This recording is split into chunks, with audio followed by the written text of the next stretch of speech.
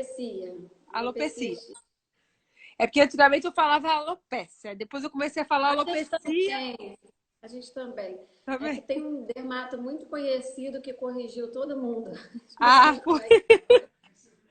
bom saber, bom saber. O pessoal tá entrando aí. O dia foi puxado hoje? Como que foi? Graças a Deus, né? Tem que agradecer a Deus que nessa época a gente ter a oportunidade de trabalhar é muito bom, né? É Porque verdade. E me fala, Flávia, assim, dos seus pacientes hoje, qual percentual é com alopecia? é porque eu atendo endocrinologia veterinária, né? Aham, Então, praticamente a maior parte dos meus pacientes tem hiperadrenocorticismo ou tem diabetes. aham. Eu posso dizer que a alopecia X hoje em dia é uns 10% da minha clientela. É pouco E ainda, eu né? atendo, é pouco. Eu atendo uma média de 15 a 18 pacientes por dia. Uhum. E outra coisa, dos seus pacientes, assim, eu tenho visto que os números de alopecia estão crescendo muito, né? Assim, Muito. antigamente se falava que era 15% dos pomerâneas teriam alopecia X, né? Você acha que esse número hoje aumentou? Então, eu acredito que sim, mas isso é uma especulação, porque na verdade o que acontece? A gente não tem nenhum estudo aqui no Brasil verificando realmente a população em relação aos criadores, a população de pacientes positivos, né? Aham, Então, como a gente não tem nenhum estudo, é mais uma especulação, é um chute, né? uhum, Eu vi que aumentou muito nesses últimos 2 anos a frequência de pacientes com alopecia X aqui no consultório. aham. Então, eu não sei efetivamente se isso é uma realidade para todo mundo, né? Acaba que no final os endócrinos são referência para atendimento junto com os dermatos, a gente recebe um grupo grande de pacientes com alopecia X na raça, né? Entendi. Você viu quanta pergunta a gente tem. Falar nisso, gente, antes da gente começar a responder as perguntas, a doutora Flávia se apresentar, né, falar um pouquinho sobre o trabalho dela e tal, nessa parte de baixo tem uma setinha, não tem? Pro ladinho, assim, como se fosse uma pipazinha, assim? Vocês estão vendo lá na parte de baixo? Se vocês quiserem, isso é para você encaminhar a live. Então, tem vezes que, sei lá, você tem amigos que você quer que assistam a live, de repente eles não estão online. Então, ó, toca nessa setinha e encaminha para, tipo, vários amigos. Eu estou encaminhando, por exemplo, agora para alguns que eu não vi que estão aqui ainda. Tem alguns que eu já vi que estão aqui, tá? Então, eu vou encaminhar para alguns amigos porque eu acho que é um assunto tão interessante, né? Que tanta gente. Sei lá, Flávio, vou te falar a verdade. Eu tô nesses grupos de spits desde a época, né, que eu peguei a Chloe, assim, tem 8 anos. Ela faria 8 anos agora, na verdade, né? Essa semana, se ela estivesse viva. Então, assim que eu peguei ela, eu entrei em grupos de spits e comecei a querer me informar, sabe? Assim, aprender um pouco mais sobre a raça e tal. E uma coisa que eu sinto, assim, desde o início, hoje em dia mudou muito, a alopecia sempre foi um mito, assim, no meio da criação de Spitz, sabe? Ninguém falava nesse assunto. Era uma coisa meio proibida, entendeu? Uhum. Era como se fosse, sabe, aquela doença que ninguém quer contar que existe na raça? E hoje em dia é muito comum, né? Hoje em dia as pessoas falam mais. Na época, eu lembro que se a gente falasse, por exemplo, num grupo, você era tipo assim, se você era mal vista, sabe assim, até pelos criadores e tudo. Hoje em dia todo mundo fala, eu acho, com muito mais facilidade, até porque é um dos problemas da raça, né? Sim. Eu não deixaria de ter Spitz por causa disso, sabe? Por causa, assim, se o mesmo meu cão tá numa chance, enfim, de ter, eu acabei de enviar aqui para uma série de pessoas. E, então, assim, hoje em dia se fala muito mais, né? Como que é no meio da veterinária, Flávia? Me fala um pouquinho sobre você e como é isso no meio da veterinária, porque uma coisa que me impressiona e me espanta muito é a quantidade de pessoas que buscam informação, buscam numa consulta veterinária ou até com dermato. E os tratamentos, assim, as veterinários que não têm noção do que é alopecia, do Então, tratamento e disso tudo. o que que acontece? Quando a gente faz a universidade de veterinária, né, você Aham, tem um período muito curto para falar de toda a dermatologia veterinária, de toda a endocrinologia veterinária. E esse aham. período realmente é um período muito curto. Não dá para você ensinar da forma adequada, de forma profunda, as doenças que são consideradas um pouco mais raras, né? A Aham. alopecia X, no meio do grupo da dermatologia e da endocrinologia, ela não é uma disfunção tão comum nesses grupos em relação às outras disfunções. Então, Aham. quando a gente vai dar aula, eu dei aula de clínica em universidade particular e pública, ela é um pedacinho minúsculo da aula que a gente comenta, mostra foto para o aluno conhecer, né? Para Aham. aquilo não ser coisa que ele não conheça. E a partir da faculdade, o aluno vai procurar se informar melhor na área que ele tem um carinho especial e que ele quer trabalhar, e a Aham. partir dali ele vai se informar melhor. Então, as Aham. pessoas que trabalham em oncologia, as pessoas que trabalham em endócrino, acabam que se informam mais sobre a doença. Aham. Os clínicos, os muito interessados, né, aqueles que pegam um caso, que vão a fundo, eles acabam estudando também. Mas a informação da faculdade, ela é uma informação limitada, Rasa, até porque né? não dá para o professor falar de tudo e profundamente em tudo, né? Aham. E a alopecia X, para você ter ideia, assim, eu estou há 20 anos trabalhando com endocrinologia.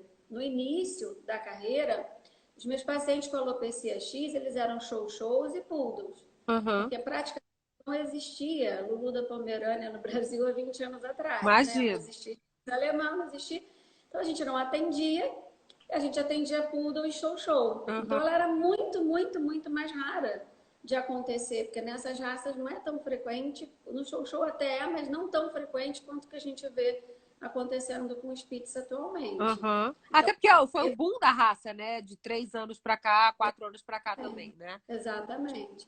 Assim, eu acompanho pacientes da raça Spitz com alopecia mais ou menos uns 10 anos, né? Tanto que eu brinco que eu vi os dois ciclos. Aham. Pela literatura, se fala que a doença pode voltar por 2 anos depois que você tem sucesso terapêutico, Aham. mas o que eu vejo realmente acontecer é um retorno depois de sucesso completo, muito frequente após 8 anos de terapia. Então, os Spitzes que eu fiz repilar 10 anos atrás, Aham. há 2 anos atrás eles voltaram para mim para um segundo processo de tratamento, entendeu? Entendi. Isso é uma coisa, Flávia, assim, eu não sei se você anotou, eu até deixei as perguntas, eu passei para um iPad aqui. Eu vi, são muitas, são São muitas. muitas, né? Assim, eu acho que tem umas muito interessantes, apesar, né, acho que a maioria das pessoas que está aqui hoje, tem muita gente já fazendo perguntas, gente, as perguntas vão ser respondidas, tá? Tem muita gente aqui, gente do meio de criação, sabe? Groomers, gente, sabe? Muita gente que é realmente amante da raça e tudo. Né? Eu, por exemplo, eu acho que eu sei bastante perto da maioria, né? Porque tem o grupo lá do WhatsApp de alopecia. Na verdade, o grupo, Flávia, primeira coisa que a gente sempre fala, né? Que eu acho que é importante até as pessoas saberem, até para não ficar o disse-me-disse aqui fora e tal, até porque eu sei que acaba que as pessoas falam, ah, não, porque no grupo. Primeira coisa que a gente fala, busque um especialista, né? O grupo é para você trocar experiência, para você trocar as suas angústias, suas alegrias, suas... Porque, gente, quando a pessoa vê o cachorro ficando pelado, a pessoa que ama o seu bichinho, ah, é só estético. Gente, o cachorro, ele sente muitas vezes. E o dono sente também, porque você comprou um bichinho peludo, né? Você quer um bichinho bonito, enfim, né? Ai, mas fica feio. Gente, é do dono isso. Tem pessoas que lidam super bem de ter o cachorro pelado. Assim como aqui nos Estados Unidos, eu não sei se você sabe. Aqui nos Estados Unidos, as pessoas não tratam a alopecia, a maioria. Elas têm o Eu tenho cachorro pelado, de roupinha, tá? Ou então, e você vê em milhões de grupos doam os cachorros. Aqui tem muito doação de cachorro com alopecia, de Spitz, né? Não sei se você sabe. Eu tenho 2 pacientes, uma de uma tutora que era americana e veio morar aqui no Brasil e a gente fez o tratamento aqui. Aham. E a outra que a família daqui e ela veio fazer o tratamento aqui, até porque ela não encontrou quem fizesse o tratamento lá de Então, alopecia. uma das primeiras. Antes da gente começar, até aquela série de perguntas, o que você quiser falar, né? Até as pessoas. Eu já ouvi falar de pessoas, ah, a Virna fala demais, gente. Não é, porque assim, eu acho que é importante, né, a gente ter essa troca, né? Por mais que eu não seja zero profissional, pelo contrário, mas eu tô nesse dia a dia e eu vejo isso o dia todo no grupo. A gente tem 256 tutores hoje, o grupo tá até lotado. A gente vai ter que esperar pessoas saírem para colocar pessoas novas, porque elas vão trocar experiência, né, o dia a dia, porque tem isso, né, Flávio? O que funciona para um não funciona para o outro, né? Tem vezes que a pessoa vai, faz um super esforço e paga uma consulta que a gente sabe que é caro, os exames são caros, o tratamento é um tratamento caro e é eterno, né? Não é aquela coisa assim, ah, meu cachorrinho fez uma cirurgia, operou, muitas vezes ele tá bom, mas na alopecia não. É um tratamento mensal. é um gasto mensal e é um gasto eterno, né? E assim, acho que a primeira pergunta que as pessoas têm, tá? É em relação até a Dani, eu pedi para ela entrar em contato com você, que é uma amiga minha daqui, que mora aqui nos Estados Unidos, que é brasileira, e que foi na melhor dermato de Miami, e ela só falou assim, essa é uma doença só estética, da melatonina. Nem a melatonina ideal indicou para ela, entendeu? Que não pode ter xilitol, um exemplo. Nem isso ela sabia. E ela foi descobrir isso no grupo, entendeu? Tipo, gente, qual é a melatonina? Ela só falou assim, dá uma melatonina. Então, assim, aí eu até falei para ela te buscar e tal, e ela perguntou aqui de um exame. Qual que é o exame, o primeiro exame que você faz quando o cachorro, assim, quando você tem né, o primeiro momento com o cachorrinho e vê que ele tem chance de ter alopecia X ou algum problema hormonal? Então, vamos lá, é bem mais complexo, né? A primeira coisa Uhum. que eu acho que é importante vocês saberem, eu acho que vocês já Gente, ó, estudaram meu muito. vício. Oi? Que eu tô botando Na remédio aqui, verdade, é só um vício. Na verdade, a gente tem um problema muito grande com a alopecia X, que é ela se chama X justamente porque a gente não tem uma causa definida para ela, tá? Então, a gente sabe que ela tem um comportamento hereditário, isso até vai responder algumas perguntas que eu li Sim, ali.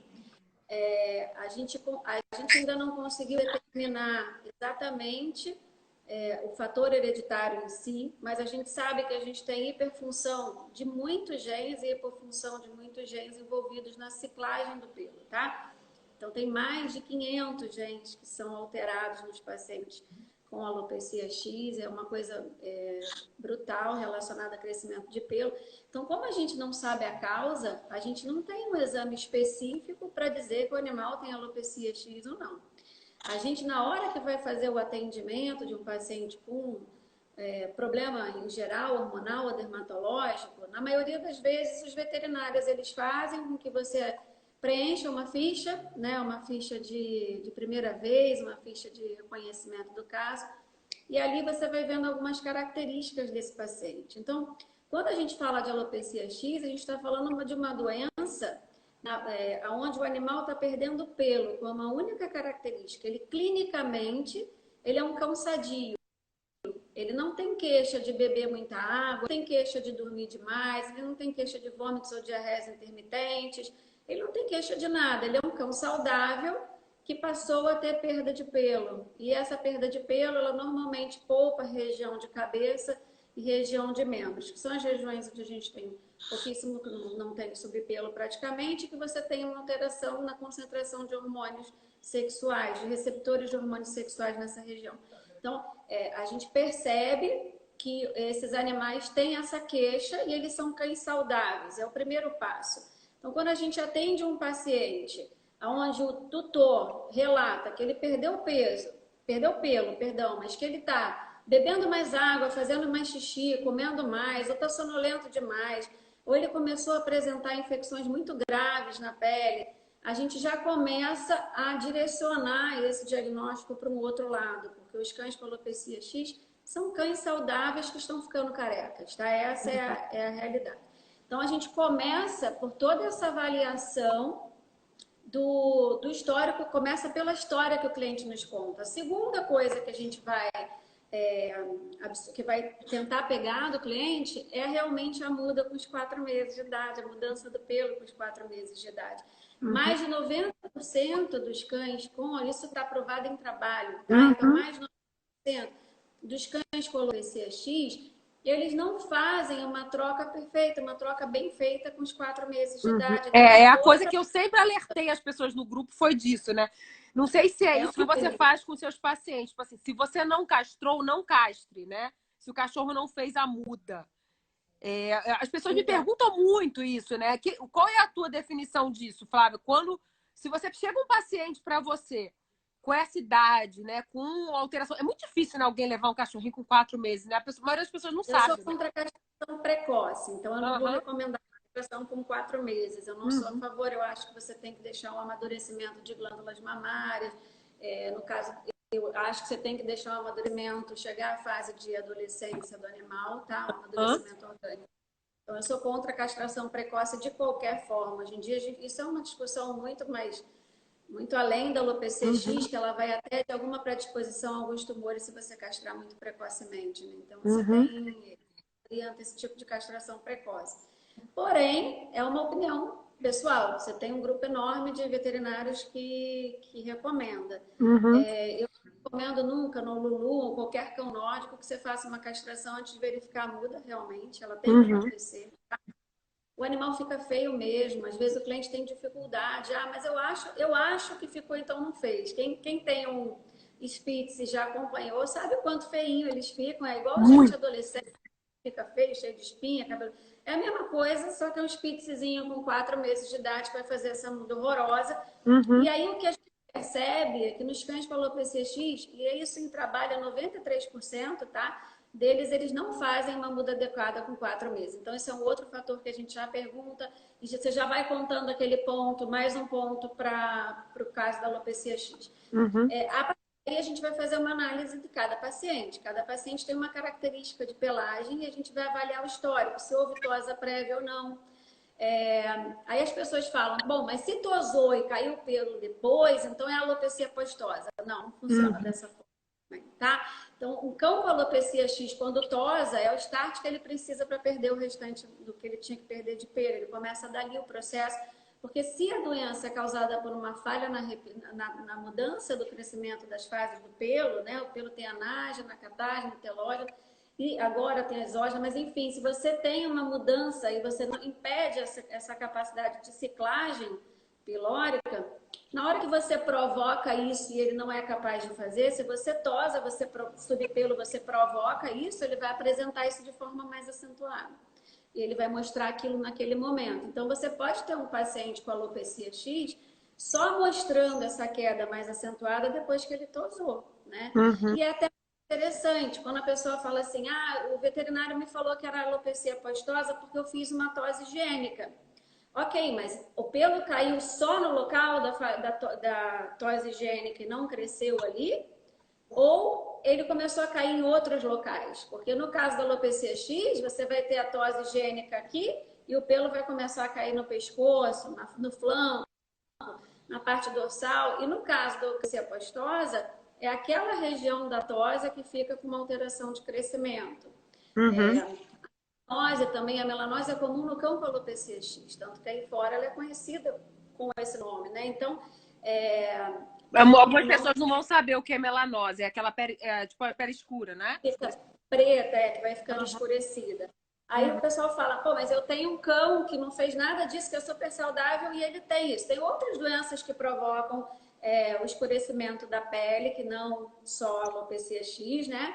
Assim como cães que têm muito hábito de se bronzear, isso acontece aqui muito no Brasil, nos Estados Unidos vocês não veem isso, que é o cão que tem aquela mania de deitar com a barriga para cima, ele pode fazer um bronzeamento da região da barriga e não ter doença nenhuma, ser realmente um bronzeamento excessivo dessa região. Então, a gente tem algumas coisas que vão direcionando a gente na consulta. E a partir do momento que você acha que realmente o animal tem alopecia X, a gente faz uma análise do pelo no Uhum. microscópio e já estamos aí achando que é. Você já vai fazendo os pontos e conversando com o cliente. Olha, temos tudo aí para direcionar para a alopecia X.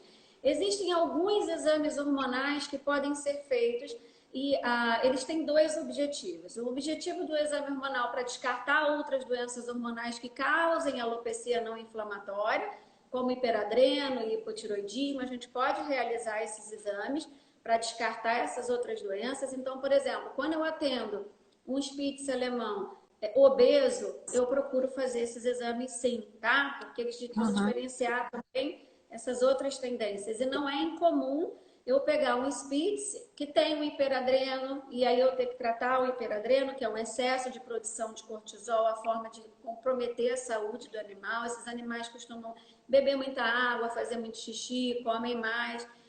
Ou como a gente já aconteceu de um Spitz que eu jurava que era alopecia X, um Spitz de 4 anos de idade, e ele tinha hipotiroidismo, o T4 linfodiase dele no pé, o TSH lá em cima, e a gente iniciou a E qual que terapia é o dele. nome desse exame hormonal, Flávia? Que quando você tem O alguma. T4 linfodiálise e o TSH a gente faz para o hipotiroidismo. E o Uhum. teste de estimulação para CTH ou supressão por baixa dose de DEX a gente faz para hiperadreno, tá?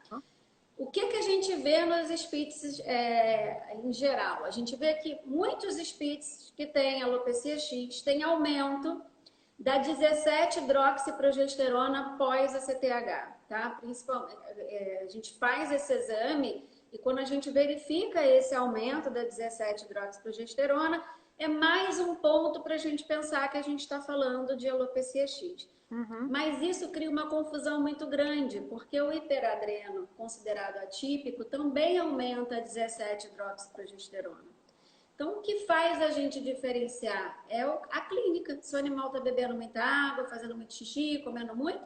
E a ultra, se as adrenais estão de tamanho normal, se as adrenais estão aumentadas. Então, existe uma pesquisa muito mais a fundo que a gente deve fazer nesses animais, para quando a gente quer efetivamente descartar a possibilidade desse animal ter ou não ter alopecia X. Né? Então, e a partir daí a gente pode fazer uma biópsia. Eu já fiz algumas vezes. Alguns clientes falaram, eu quero a biópsia, que eu quero mais uma confirmação. É muito interessante que a biópsia dos cães com alopecia X, elas tendem a manter um pelo, como se ele tivesse retido, né? Um pelo que a gente chama de folículo em chama. É como se ele ficasse preso na fase catágena, não consegue fazer essa evolução. E esse folículo em chama, ele aparece muito frequentemente nesses pacientes, em grande quantidade. Então, é mais um fator para dizer que a gente está no caminho correto.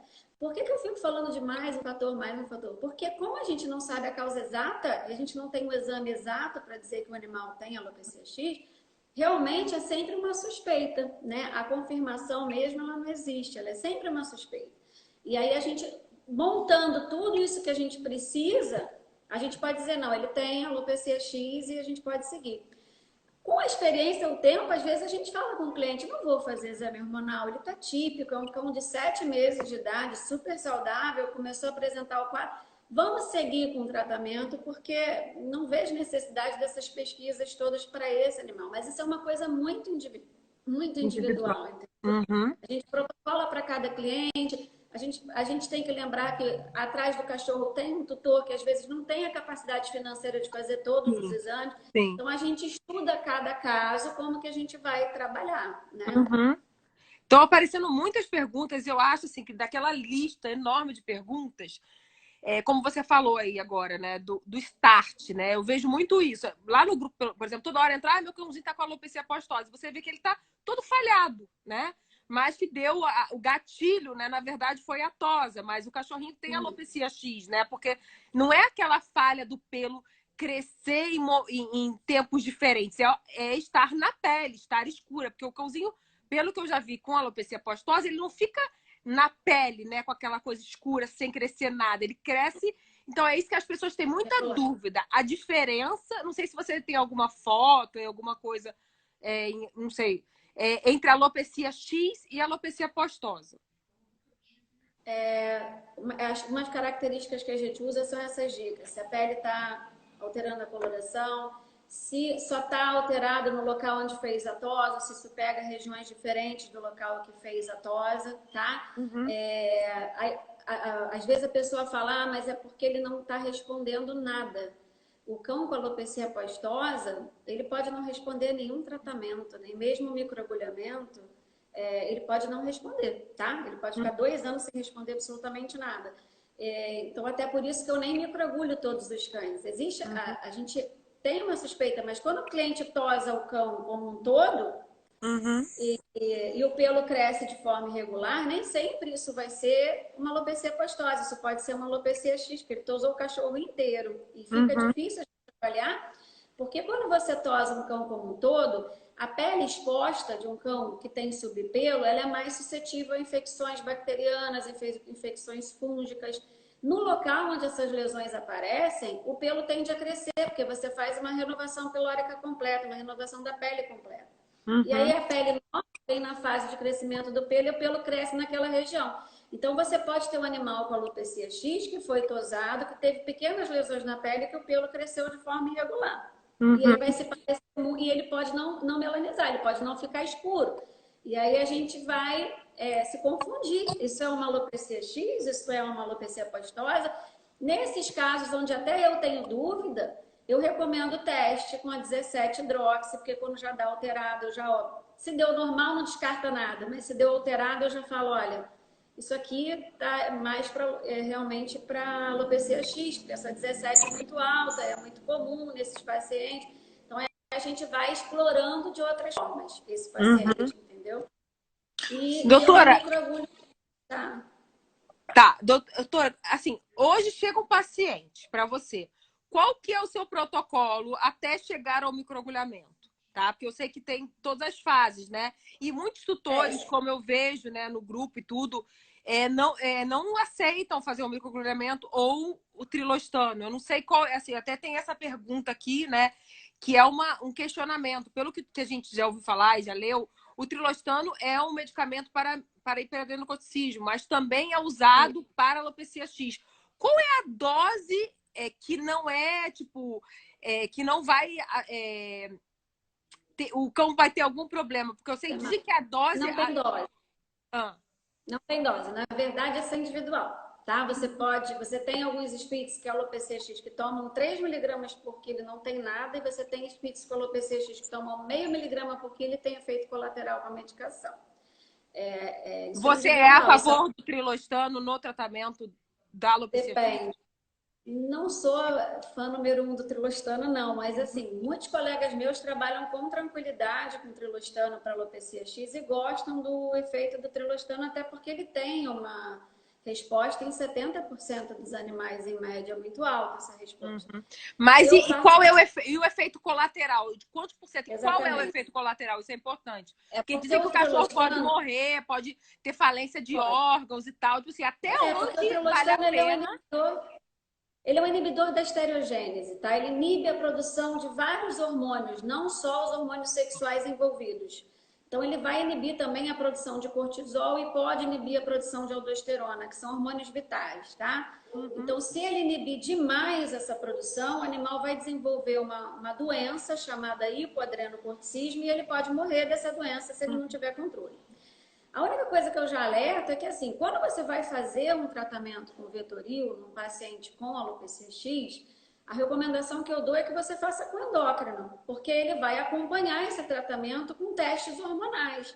Ele vai fazer o Vetoril e ele vai fazer os testes hormonais que vão mostrar se essa dose não está fazendo mal ao animal, se você pode aumentar essa dose, se você deve diminuir. Então, esses testes hormonais, eles passam a ser obrigatórios nesses pacientes que fazem o uso do Vetoril. Eles são necessários, tá? E aí o endócrino ele vai te orientar com a frequência que ele quer acompanhar esse animal para poder determinar a dose que ele vai usar e que não vai fazer mal para aquele cão porque ele está acompanhando aquele animal, entendeu? Mas foi como a senhora falou antes, é você, né? Melhor, né? Antes, assim, por exemplo, se um cão tal pode não ter problema com 3 miligramas e o outro ter problema com 1 grama, por exemplo, 1 miligrama, né? Que foi que você falou. E se ele tiver problema até fazer o próximo exame, isso não poderia ser fatal para ele? Né? Pode, mas pode. Trilostano é um inibidor de estereogênese, ele pode causar um dano. Porque geralmente acho que é de 3 meses, não é? Os exames que as pessoas os cães que tomam. Não, na maioria das vezes, quando a gente inicia o tratamento, a gente faz um exame de acompanhamento 3 a 4 semanas depois. E depois que você chega no ponto certo da dosagem de cortisol, é que você passa a fazer de 3 em 3 ou 4 em 4 meses. Entendi. Só depois que você equilibra, que aí você espaça esse acompanhamento. O período problemático é esses períodos que a gente está ajustando a dose. E depois o acompanhamento é importante porque você vai estar inibindo continuamente a estereogênese. Então, você tem que estar sempre vendo se você não está causando nenhum dano para o organismo do animal. Quando a gente faz o Vetoril, os clientes que me perguntam sempre do Vetoril, eu sempre converso, eu não sou contra o Vetoril. A questão só é que ele é um inibidor hormonal. Ele não é um medicamento que vai atuar no receptor, ele não é uma vitamina, ele é um inibidor hormonal. A partir do momento que a gente usa esse inibidor hormonal, a gente tem que ter o cuidado de acompanhar e perceber que a gente tem que acompanhar os hormônios mais importantes que ele inibe, porque os hormônios sexuais inibidos não vão dar alterações importantes clínicas, mas o cortisol e a aldosterona sim. Então a gente tem que acompanhar como é que está essa evolução, entendeu? Tá, eu não chego, tem muita pergunta aqui, além de todas aquelas. Se deixar, a gente vai ficar aqui até amanhã, né? É. Né? Falando sobre, pessoas perguntando sobre alimentação natural, cura um cão com alopecia. É assim, na verdade, o que eu vejo no grupo? As pessoas ficam muito na ansiedade porque elas veem o resultado do outro, né? Nada que dá certo para um dá certo para o outro. Eu já vi cães só com, por exemplo, é muito raro você ver um cão só com melatonina repilar. Mas tem casos, né? Só com uma melatonina e um queranon. O outro toma melatonina e queranon a vida inteira e não acontece nada, não nasce um pelinho. O outro só troca alimentação e já nasce o pelo. Então, assim, eu vejo as pessoas muito nessa agonia de testar o do outro, né? Até para explicar por que isso acontece para vocês.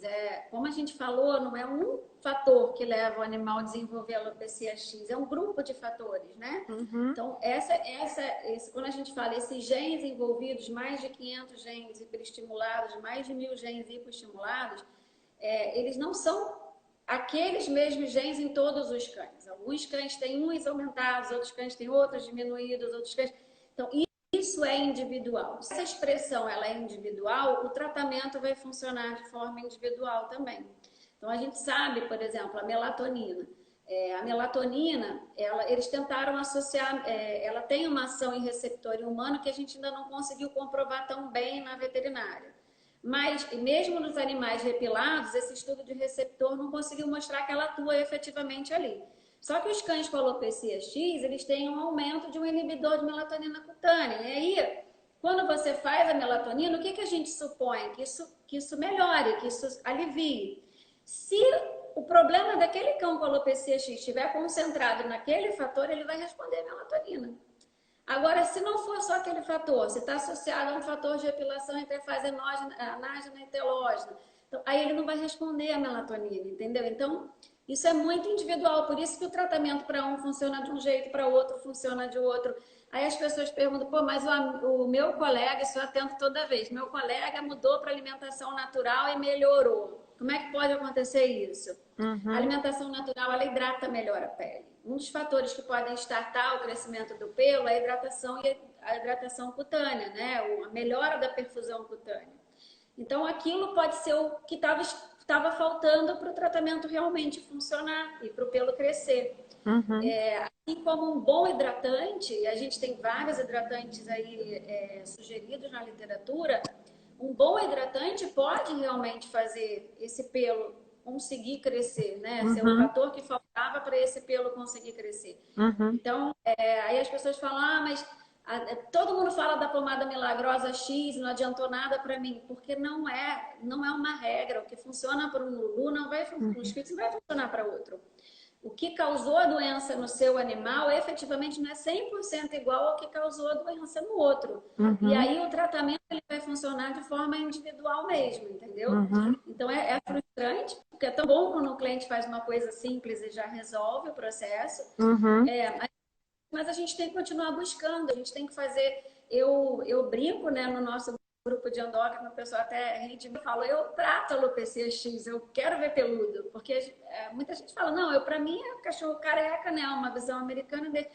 Mas eu sempre tive Spitz, então eu quero os meus Spitz peludos, eu já adotei assim, Spitz o que eu ouço alopecia. também, Flávia, assim, de vez em quando as pessoas ficam muito assim, decepcionadas. Eu vejo tutores decepcionados. Como a gente está ali no dia a dia e tem 200 e tantas pessoas e eles falam o dia inteiro e uns choram, outros ficam tristes porque vem alguns cães sentem, né? E eu vejo, eu não sei se isso tá. Eu já vi cães do grupo, uns 2 ou 3, que perderam pelo depois da dona ter tido do bebê, tá? Ou depois de algum trauma, assim, que é uma coisa emocional muitas vezes, né? Então, assim, você fala, cara, como que pode um bichinho sentir isso? Então, o que acontece? As causas que a gente sabe que são envolvidas nessa mudança de ciclagem Dá são licença, a hormonais. live vai ficar gravada, gente, até amanhã, 24 horas, tá? Vai ficar salva, tem um monte de gente perguntando. Desculpa, Então, assim, Flávia. a gente tem os fatores que são hormonais, a gente tem os fatores que são nutricionais, a gente tem os fatores sazonais, a gente tem temperatura. São vários os fatores que fazem você ter essa deficiência no processo de ciclagem do pelo, tá? São vários. Então, por exemplo, o estresse, ele envolve todo um sistema hormonal para que nesse momento em que acontece. Então, esse pode ser o fator que realmente fez alteração para a ciclagem do pelo e pode tratar a doença, não, entendeu? Então, isso é frequente, a gente também vê isso acontecer aqui. Alguém morreu na família, o cachorro desenvolveu logo depois, Sim, né? sim, sim. Ele pode ser o desencadeador realmente do problema, né? Uhum. Realmente a gente vai ter que. E o fato de ser pós-estresse, a gente sabe qual é o tratamento que vai funcionar? Não, não sabe. Uhum. Por isso que em todos os pacientes eu acabo tentando sempre tratamento clínico primeiro. Eu sempre tento vitamina, melatonina, hidratação primeiro. Porque ele pode Uhum. estar naquele que responde a isso. Então, para que eu vou ser mais agressiva logo de cara? Vamos ver se ele não está no grupo. Né? Aí eu até brinco que os clientes ansiosos ficam, meu Deus, eu tenho que esperar mais 45 dias a 60 para voltar aqui e às vezes não vai adiantar nada. Sim, tem que esperar para a gente Uhum. ver. Se ele estiver no grupo que responde, olha que maravilha, né? É. Você geralmente no primeiro momento, né? Assim, quando o paciente chega para você e você já vê que é um cão com alopecia X e não é castrado. A primeira coisa é a castração ou não? Que eu vejo muitos machos, principalmente, repilarem com a castração. Eu acho que mais do que fêmeas, né? Muito mais. Na verdade, a alopecia X a gente tem visto mais em macho que fêmea. Eu falo que cliente É, não tem muita diferença, mas tem. A gente vê mais em macho do que do que fêmea. fêmea. É. 50% dos machos, quando castrados, podem repilar. Então, a indicação é realmente castrar por causa disso. Se eu tenho 10 cães com alopecia X não castrados, 5 vão repilar só pelo fato de castrar. Então, a gente deve realmente buscar a castração, Uhum. entendeu? É um dos tratamentos que a gente recomenda. Uhum. E essa coisa do pós, né? Porque, assim, já tem alguns lá do grupo, que você falou dos 8 anos, eu não sei, né? Que pelo que você tratou, cães de 10 anos. São dois. Particularmente, o que eu vejo assim, os cães que a gente faz tratamento, a gente às vezes faz uma repilação maravilhosa. Uhum. E tem cão que o pelo começa a ressecar pouco tempo depois que você Uhum. fez ou microagulhamento, ou Vetoryl, ou melatonina, que seja, e o pelo volta a cair. Nesses Uhum. animais, a gente pede, por favor, uma atenção muito especial à hidratação, porque ela é um Uhum. fator que facilita muito a queda. E muitas vezes a gente recomenda que se repita os testes hormonais para ver se não passou nenhuma disfunção hormonal aparecendo por aí. Uhum. Mas a maioria das vezes que eu vejo não é ser 2 anos depois. Eu tenho visto realmente o pessoal, porque eu comecei, a gente há 10 anos atrás, a gente não tinha o roller de microagulhamento, nada disso. Então, E até qual é a deixar diferença, Flávia? Muita gente tem diferença entre o pen e o roller, não é isso? isso. Qual é a O diferença? roller, E o roller, até de machucado, né? Da o roller lesão. machuca mais. O Qual roller machuca machuca mais? o roller, ele machuca mais, tá? Aham. Eu acho que o efeito dele é melhor. Aham. Justamente pela abrasão ser maior, o efeito dele é melhor. Eu uso a caneta atualmente no pescoço e na base caudal ali da coxa do animal e às vezes no rabo. Por quê? São Uhum. regiões que quando a gente aprofunda muito o roller durante o procedimento, às vezes a pele se rompe, rasga. Então a gente evita isso, a gente faz mais delicado nessas regiões. Uhum. E aí, como a gente acaba fazendo o roller mais delicado, são as regiões que o animal depois não repila. Aí ele repila o corpo inteiro e aquela região que você foi delicada, ele não repila. Uhum. E aí a caneta, a gente fazendo com a caneta nessas regiões, a gente acaba otimizando aquele efeito que a gente perdeu. Só Uhum. que tem animal que responde a caneta. Eu tenho pacientes que respondem ao roller e não respondem a caneta, nem mesmo Uhum. usando de forma E você adequada. sempre faz o teste antes de fazer o Sempre. sempre. Eu tenho muita pena de me coagulhar. Eu Eu vi aí, acredito. eu vi a Monique, vê alguns clientes aí Uhum. dando ok, então assim, eles Uhum. sabem disso. Eu tenho pena de microagulhar o animal, né? Então, o que eu combino com o cliente? Eu faço um acordo. Como cerca de 10% dos cães não respondem nada a microagulhamento e Uhum. 30% muito mal ao microagulhamento, Uhum. então eu antes de microagulhar um cão, eu faço um teste no consultório, a gente faz um quadradinho, Uhum. faço um bloqueio local, agulho aquela região e Uhum. espero cerca de 2 meses para ver se você teve essa repilação naquela Uhum. região. Se cresceu um tufo naquela região, aí a gente recomenda um microagulhamento total, tá? Que Uhum. aí você realmente anestesia o animal e faz. Respondendo a pergunta, alguém botou aí, dói mesmo, né? Tanto E o dói como pós-operatório que é muito dolorido e tem que ter um cuidado absurdo, né? Que eu já vi cães que tiveram sepsemia ou alguma infecção no pós, né? Eu já vi alguns casos, até já vi caso de óbito, enfim, num pós-operatório. Então, assim, eu acho que é muito do tutor tem que estar muito preparado, né, Flávia, também para isso, Sim. né? Porque as pessoas, microagulhamento, acha que é igual a gente passar um rolinho assim no rosto para estimular a pele. Não é, é uma coisa bem, tipo assim, entre aspas, agressiva, né, para a pele dele, para realmente pelo sair.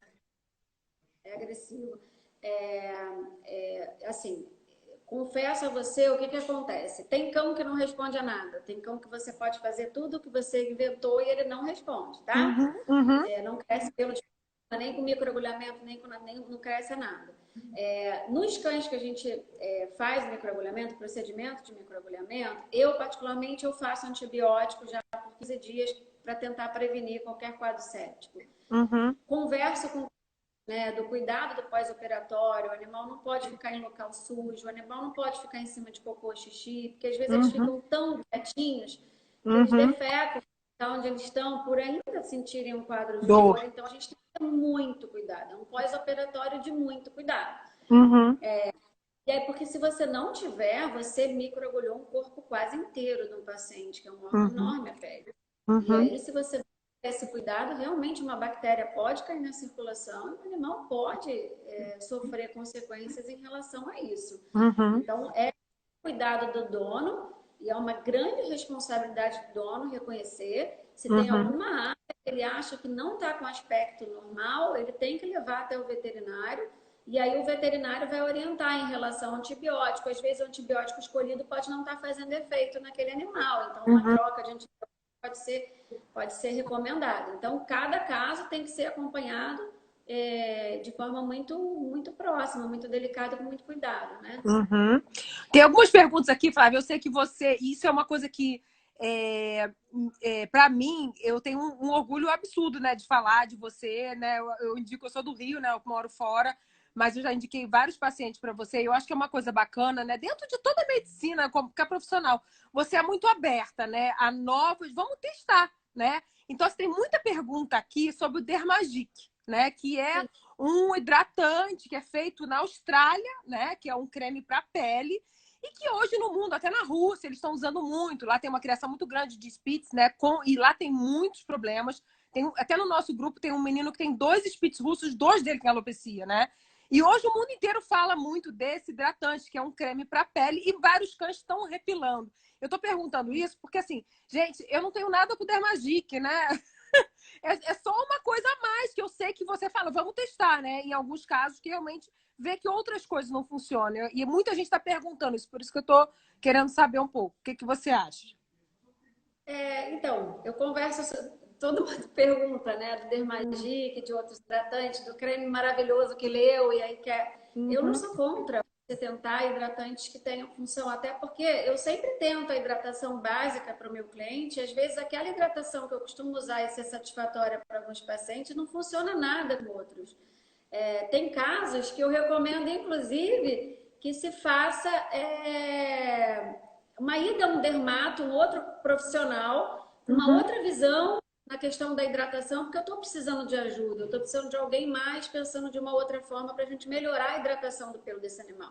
Então, quando o assunto é alopecia X, hidratação é um ponto importante, é uma alopecia não inflamatória, que faz muita infecção secundária na pele e muito fungo secundário pelo ressecamento. E esse ressecamento pode fazer aquele pelo que eu estou conseguindo fazer crescer cair. Então, eu tenho que efetivamente manter essa pele hidratada. Então, se o Dermagic conseguir hidratar a pele desse indivíduo de forma adequada, que seja ele a ser usado. Então, eu não sou contra. Os óleos essenciais, né? Esse creme que você chegou até a me passar com óleos essenciais, eu adoro óleos essenciais. Eu estou com um grupo de estudo que a gente está desenvolvendo um óleo essencial para tentar hidratar melhor a pele do animal. Com o óleo, você consegue uma profundidade, um efeito de hidratação maravilhoso. Então, realmente, se você tem um produto lá fora, trabalhando óleos essenciais de forma muito adequada, bem-vindo. É mais um que a gente tem que tentar usar e verificar naqueles casos. Porque muitas vezes que eu vejo alguns profissionais falar, mas não tem estudo científico, eu não vou testar. Mas, assim, tem muito... Assim, como você vê muito resultado, você fala, caramba, por que eu não vou testar, né, no meu cãozinho? Aí a pessoa fica naquela cruz e espada. Poxa, mas o meu profissional não indica, mas, poxa, o outro ali teve resultado do meu lado. Poxa, por que não tentar? Se o cão já tentou um monte de coisa. Eu vejo muitas pessoas com essa pulga atrás da orelha, entendeu? Já, depois de Entendo. ter buscado vários tratamentos e não ter tido algum resultado, né? Então, o que eu acho que é importante, né? Eu converso sempre, alguns clientes estão aqui, então eu sou bem, falo isso tranquilamente. Eu Uhum, converso abertamente com os clientes, sabe? Se perguntar, tem trabalho? Não, não tem. É uhum. tentativa e erro. Por quê? Porque efetivamente, alguns componentes do Dermagic, por exemplo, o cheiro do Dermagic, eu já tive pacientes que tiveram vômito, já tive pacientes que tiveram alteração respiratória, aumento dos Uhum. espirros diversos, por causa do cheiro que o produto Forte, né? traz. Forte. Uhum, Eu uso minoxidil. uhum, Minoxidil a 5%. Teve um relato recente na literatura de um Spitz que passou mal, porque lambeu o minoxidil e teve um quadro de intoxicação. uhum, A gente tem outros hidratantes que o animal lambe e tem diarreia. Então, claro que você vai trabalhar aquilo que faz melhor, que vai fazer bem para aquele cão, e você vai tentar trabalhar o melhor. E uhum, eu sou aberta a outros hidratantes, sim. Eu acho que os hidratantes eles estão aí e estão surgindo com correntes de hidratação, uhum, justamente porque a gente tem cada caso com um grau de desidratação maior dessa pele e precisa de um carinho mais especial. uhum. Então, não dá para a gente ter uma regra. Tem produtos que são muito bons? Tem. Quanto aos óleos essenciais, eu não posso dizer os desse grupo que a gente está estudando, porque a gente está querendo, mas tem esse produto que a Virna me mostrou, ele é um Foi bom o produto. Dermacton, gente. É um outro produto que é da Europa. Ele é interessante, me parece bastante interessante. A formulação dele eu achei bastante bacana também. Uhum. E acho que o cliente que conseguir trazer e fazer, para Agora tá mim, difícil, ninguém tá viajando, tá difícil levar qualquer coisa pro Brasil. Mas. mas eu não sou contra, sabe? Eu acho que a gente não é dono, não sabe tudo, principalmente quando a gente fala de alopecia X, o número de trabalhos sobre a doença é muito restrito, né? E se Uhum. você for ver os trabalhos, eles são um pouco frustrantes, ele tem um número de animais muito pequeno. Agora, em São Paulo, o Alexandre acabou de fazer uma tese de mestrado muito bonita sobre a alopecia X, ele deve publicar ela daqui a pouco tempo, né? Ele fez uma tese sobre microagulhamento. Então, assim, a gente está começando agora a ter os trabalhos um pouco mais abrangentes, com ele um pouquinho maior, mas não é uma regra, não é uma. Realmente a gente vai sentir cada paciente. Eu sou aberta mesmo, eu acho que a gente tem que botar a cara mesmo quando as doenças são pouco estudadas, a gente tem que botar a cara, a gente tem que tentar melhorar aquele animal a Uhum. qualquer custo, né? E realmente, Teve uma moça que desde que falou aqui: desculpe insistir, mas preciso muito saber, queda de pelo causada por questão hormonal, como hipotireoidismo, também é considerada alopecia e deve ser tratada como é tal? considerada alopecia não inflamatória. Mas ela não é tratada como alopecia X, ela é hipotiroidismo, tá? Uhum, O processo patológico é completamente diferente. Você tem o pelo ficando mais tempo na fase telogênica, é totalmente diferente. E uhum, o hipotiroidismo você trata. Quando é que a gente sabe que um animal realmente tem hipotiroidismo? Você trata o cão com hipotiroidismo e esse cão vai ter melhora dessa pele de 60% em 30 dias, tá? Em 6 meses ele tem 100% de melhora da pele. Se você está tratando um animal para hipotiroidismo e nada aconteceu com essa pele, o diagnóstico não deve estar adequado. Você tem que rever o diagnóstico, entendeu? uhum. Flávio, uma outra pergunta que algumas pessoas fizeram, não sei se aqui ou lá. Quando a pele está escura, geralmente a pele ela tem que clarear para o pelo sair. É difícil o pelo sair quando a pele está escura, né? Eu achava isso também. Eu tenho alguns pacientes que eu me surpreendi. Tem pacientes pretos, pretos, pretos, aquele que eu acho que não vai repilar mais e que Uhum. tá uma maravilha. O pelo cresce e a pele se mantém em base escura. Então, essa regra não tá. É regra que eu aprendi também. Tenho visto que isso não tem acontecido sempre. Ó, vamos lá nas nossas perguntas, são muitas, Flávia. Após uma recuperação de alopecia X, o que, que deve ser feito para o pelo não cair de novo? Foi uma pessoa que fez até o tratamento com alimentação natural, o pelo voltou. O que, que ela tem que continuar fazendo? O que ela acertou. Se a mudança foi alimentação natural, ela mantém, desde que ela faça o acompanhamento com o nutrólogo para que o animal não desenvolva deficiência nutricional. A gente tem Uhum, profissionais que trabalham com essas reposições adequadas para que ele não apresente a longo prazo deficiência. Se repilou com a melatonina, vai manter a melatonina. Se repilou fazendo microagulhamento e hidratação, mantenha a hidratação e acompanhe esse pelo no veterinário com frequência, entendeu? Então, dependendo da técnica que você utilizou, você vai manter. Repilou com Vetoril, você vai manter o Vetoril. A gente não tem um estudo longitudinal para cada terapia para dizer se você pode parar ou não. A gente não tem. Teve um estudo que tentou fazer isso e não foi conclusivo. Uhum. A pós-tosa, depois de quanto tempo com o medicamento, hidratação, sem resultados, você geralmente indica microagulhamento? No pós-tosa, eu praticamente não indico microagulhamento. Porque ele pode não responder, né? Então, você tem que, até 2 anos depois da alopecia pós-tosa, esse pelo pode crescer. E ele tende a crescer até 2 anos depois. Uhum. Se passar 2 anos e não crescer, talvez a gente tente um microagulhamento. Quais os melhores hidratantes para a pele dos pits? O que você mais costuma indicar? Eu não posso Você gosta dessa coisa natural, babosa, óleo de coco? Eu vejo muita gente assim tentando muito para esse lado também natural. O que você não vejo problemas. O óleo de coco, a babosa são produtos interessantes para a pele. Mas, por exemplo, se você tem uma pele grossa, se esse animal tem, além de tudo, uma pele grossa, eles não têm uma boa penetração nesse tipo de pele. Então, é muito individual. Você vai ver a pele que aquele animal tem e ver se aquele produto sugerido vai conseguir fazer o efeito desejado. Que não pode falar de marca, é isso? Da marca dos produtos. Ah, então tá. Depois, gente, pergunta para ela lá no direct. Não, os laboratórios me matam. Não posso, não. A alopecia pós-tosa sempre se resolve sozinha? Ou pode não resolver sozinha? Pode não resolver, e aí é o caso da gente pensar, talvez, no microagulhamento. Tá. Quais os efeitos colaterais do uso da melatonina por longo prazo? Porque, assim, acho que, pelo que eu vejo, 90% não fala que o cão fica letárgico, né? Nada, com sono, sonolento. Mas eu vejo alguns casos que a pessoa fala, meu cachorro tá mais sonolento. Existe isso também ou não? A pessoa, de repente, começou a notar mais o cão dela? A gente vê alguns relatos disso mesmo, mas não é o frequente. A melatonina não costuma induzir o sono, como acontece no ser humano, até porque o cão ele tem um comportamento de sono, vocês devem reparar, são vários períodos de sono profundo no decorrer do dia, né? E a gente ainda tem estudos aí tentando mostrar exatamente os picos de melatonina em cão. Tem um que fala 2 horas da manhã e 8, mas depende do país, a gente teria que fazer um estudo daqui para a gente poder avaliar isso melhor. Uma pessoa está perguntando aqui, se o cão repilou com castração, tá resolvido? Não tem que continuar dando suplemento, hidratando e tal? Então, vou dar uma má notícia, tá?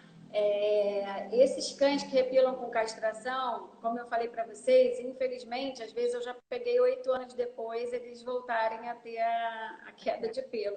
Eu não vejo os 2 anos depois, como diz a literatura, né? Que normalmente é 2 anos depois que a gente vai ver ou nunca vai ver mais.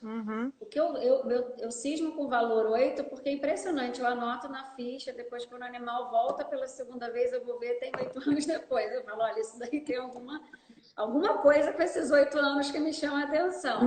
Mas eu já peguei animais que repilaram pós-castração e que 8 anos depois voltaram a ficar alopécicos, né? Melatonina começa a mostrar resultado a partir de quanto tempo de uso?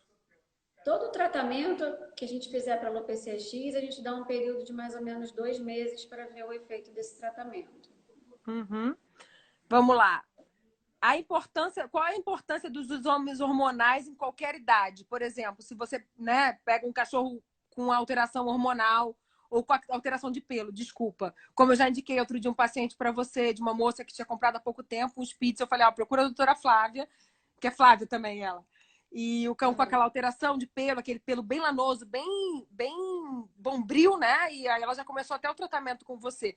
Você geralmente já faz o exame nesse cão ou não? Você espera um tempo, os exames hormonais? Um cão filhote, esse tinha 9 meses, eu acho, né? 8 meses. Depende do cliente, até onde eu converso sobre essas possibilidades, mas tem animal que realmente é muito claro que a gente está falando daquilo, né? Então, varia. Eu falo que existe o exame hormonal e tem cliente que fala, eu quero fazer, eu quero ver isso, eu quero ver isso, daí a gente faz. E tem Um animal que a monte, gente faz. Oi? um monte de gente te elogiando aqui o tempo todo, todo mundo te elogiando. Eu não sei ver direito o Instagram, tô perdidinha aqui, mas tá bom. Mas tá tudo bem, ó. A hidratação é feita só após o banho ou é possível fazer na pele e pelo seco? É possível fazer na pele pelo seco também. Tá. E os produtos, gente, vocês vão ter que procurar a doutora Flávia, tudo, fazer uma consulta com ela para saber os produtos que ela pode indicar, porque ela não pode indicar aqui, gente. Né, infelizmente. Qual é a melhor ração para tratar pele e pelos? Existe isso? Existem rações direcionadas para pele e pelo, que elas têm um Uhum. teor de antioxidante específico para pele em maior concentração, elas têm ômega em maior concentração. São rações interessantes para animais que apresentam um quadro de perda de pelos. Realmente são bem-vindas, tá? Que elas Uhum. ajudam no processo de hidratação da pele e ajudam no reforço do pelo. Quando a gente fala do Queranon, a gente está dando base para esse pelo crescer em melhor condição. Então, Uhum. essas rações também tentam trazer essa característica de dar base para esse pelo crescer mais forte, em melhor condição. Fêmeas têm mais dificuldade de melhorar com o tratamento e repelar ou não tem isso entre os sexos? É porque a fêmea não, a maioria não repila pós-castração, né? Então, Uhum. realmente, se você botar a castração no meio, a gente vai ver o macho respondendo melhor mesmo. Se Uhum. você tira o fator castração e vem com animais já castrados, aí eu não vejo muita diferença. Eu vejo os Tem. fêmeas responderem. Hiperadrenocorticismo tem cura? Tem tratamento.